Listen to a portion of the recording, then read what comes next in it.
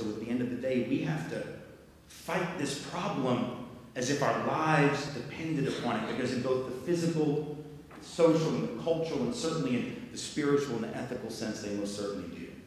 So as James Baldwin told us so many years ago, the world is before you, and you need not take it or leave it as it was when you came in. Thank you all so much for being here.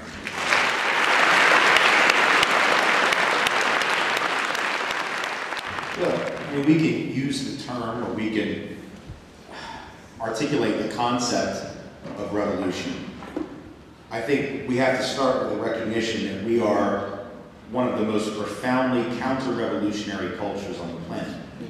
And that makes it very difficult not only to foment them, but to even discuss them. Other nations that have had more recent revolutions are not nearly as conservative, and I don't mean that in the modern political sense. I mean that in the structural sense, the way that the institutions have been created, the modalities and the methodologies and the paradigms of those nations.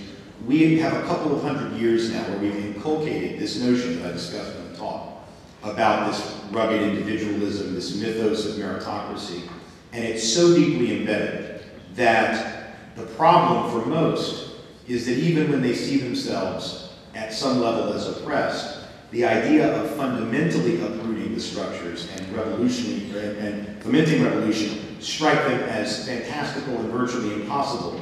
That doesn't mean it always has to be that way. It certainly doesn't mean that we don't talk about it, but it means we have to begin where people are in the discourse. And that's true on any issue that we discuss. We can't always begin where we want people to be. We have to talk to them where they are. And if they are at this level where right now they believe counter to, let's say, the European nations where socialist revolution first became this concept that was so prevalent. Well, those were countries where if you were the working class, you knew it. And you knew you weren't going to be anything else. You knew you weren't going to be royalty. You were not going to be on top because you weren't in the lineage that would get you there. So you understood the game, and you understood the only way the game changed, frankly, was with revolution. We have a culture that tells us that's not true at all. Anybody can be, either the president or Bill Gates or whatever it is that people are told they ought to aspire to be.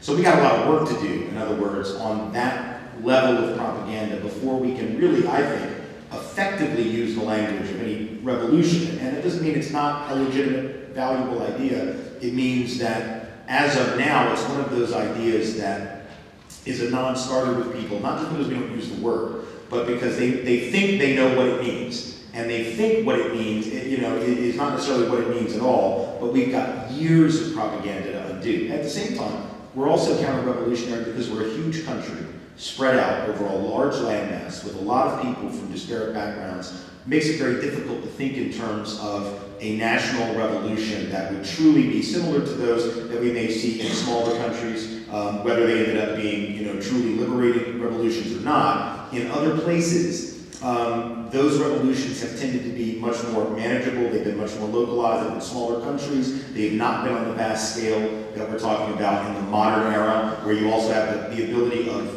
corporate folks to literally pull their capital at the first sign of revolution and invest it wherever they want. That becomes a real issue. We have to figure out how we stanch the flow of capital flight, because if there's any sign of revolution, there's just simply a rebellion in Madison, Wisconsin, and folks are talking about calling out National Guard. If you really think, if at some point we actually get to the cusp of real revolutionary change, it's not just going to be the National Guard, right? It's going to be slaughter, and it's going to be capitalists saying, we don't have to stay here. We'll take our money and we'll put it in the Cayman Islands and we'll do everything offshore. Now that doesn't mean that we can't have revolution, but it means we're going to have to think about it in a really different way from the way that it's been discussed, I think, up to now. And if we're ever going to get to that point, we have to talk about structural change and these sort of steps that come before revolution. Because any revolution that's ever been successful, there have been steps, incremental steps that took place before that served to incentivize that revolutionary action, served to give people the idea that it could work. I remember this, and I'll let you get out of here because I know it's getting late. This lesson is something I learned when I was in New Orleans and doing community organizing. And it was, I was talking to one of these lead organizers about the work they were doing in the community. And my thing was, I'm this, radical college grad. I think I know everything. I don't know anything. And I go into the community and I'm talking to this guy and I'm saying, so what are you all working on? And I'm thinking the answer is going to be police brutality, institutional poverty, institutional racism, all this big stuff that I know is important. He looks at me and he says, right now, we're trying to get a stoplight at that intersection. And I said, I don't get it. I didn't understand. I said, I don't really, what do you mean a stoplight? To me, that seemed awfully small stuff. We got these big issues. We got institutional oppression, man. You gotta overthrow this place. You gotta do some serious stuff. And he's like, cool. He's like, I know that. And all of these folks in this neighborhood know. But here's the problem. If we go to them and say, we're organizing for the overthrow of economic oppression and white supremacy, two things I know will happen. This is him telling me. He said, number one, it ain't gonna happen by next week. And it ain't gonna happen by next year. And after a while, if that's the only goal you put out in front of you, and that's it, and that's what we're fighting for, people get burned out, they get frustrated, they become pessimistic, even cynical that any change is possible. So on the other hand, we can get that stoplight. So I know we can get it. And if we get the stoplight, then, and he said, first of all, understand why we needed 4 kids to get on bicycles at that intersection, because there's no stoplight and cars hit them. So it's a practical need, but more importantly, it's an incentivizing thing. If we get the stoplight, then we say, okay, what's next? And we ratchet up a little bit, and we ratchet up a little bit. And then the community says they get a sense of their own power. They get a sense of their own ability, their own efficacy to make change. It's one of those things that in this training tomorrow, the Undoing Racism training the People's Institute is doing, it was the folks at the People's Institute, now that's not who I had that conversation with, but they were the ones who really explained to me, as I was doing organizing, what organizing is. Organizing is about fundamentally making sure that people have a sense of their power.